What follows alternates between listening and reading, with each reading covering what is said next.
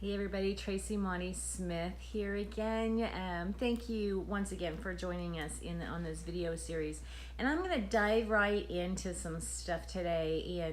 And recently I did a workshop with the horses and working with some people. And one of the things that came up, we really talked a lot about nonverbal communication.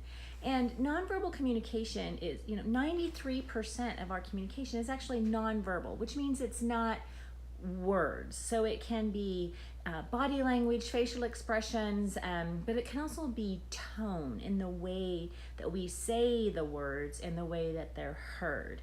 So out of the nonverbal part of our communication, 60% of it is body language and facial expression, and 40% of it is tonality. So they're actually very, very close. When we're born as infants, we're not verbal. But we're still able to communicate to the other human beings in our lives what our wants and needs are. And we're able to do that through our body language and our expressions as well as our tonality. And our parents are able to understand that, and they're very aware of those nonverbal cues. And we are, as infants, are very aware as we're learning that, hey, if I cry, I'm going to get fed. Or if I laugh, daddy's going to bring that toy back. So we are rewarded with those nonverbal signals in getting what it is that we're trying to communicate.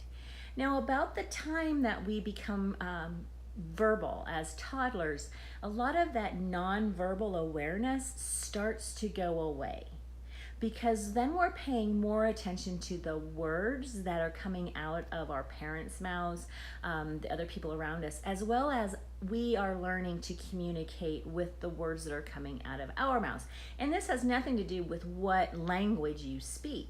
It is simply and purely being verbal and learning that awareness around what I'm saying now. I say I'm hungry and I'm fed, rather than that I cry and I'm fed. So as we get older and as we become adults, that nonverbal awareness actually becomes less and less. And here's the problem with that, because part of our nonverbal communication with ourselves is our emotions. Okay, our emotions are trying to communicate with us constantly. We're constantly being bombarded.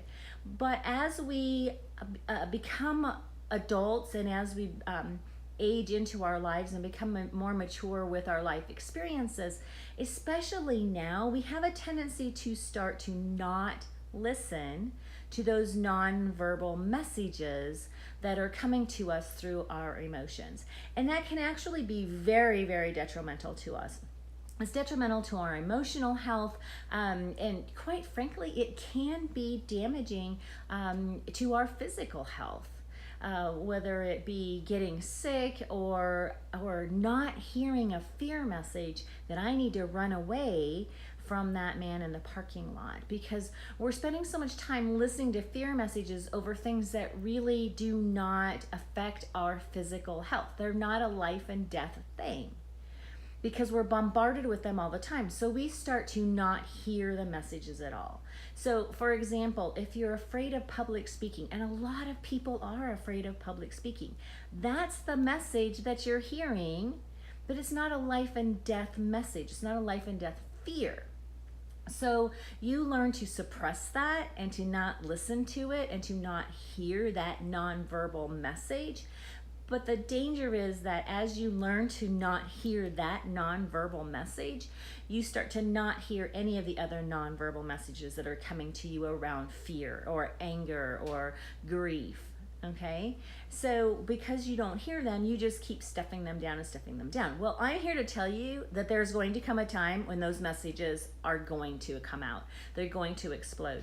And that is when we're talking about emotional health issues, physical health issues, or for me, my family takes the brunt of it when that happens to me. So what this message is in this video is just to start to become aware of your emotions. That's the first step. That's all I'm inviting you to try on in this particular episode, is to start to notice your emotions and also realize that there's no such thing as a bad emotion or a good emotion, but we've certainly been conditioned to that, right? Society has conditioned us that there are bad emotions, anger, fear, jealousy, and there are good emotions, excitement, joy, happiness.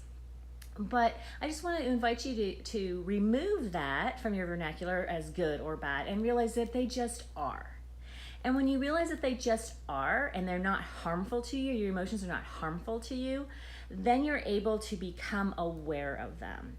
So again, all I'm inviting you to do during this particular video is just to become aware of the emotion. You don't have to even be able to put a name on it. Just be curious and say, I wonder what that is. Or, that is sadness. That is joy. Just be aware. That's all we're asking for right now.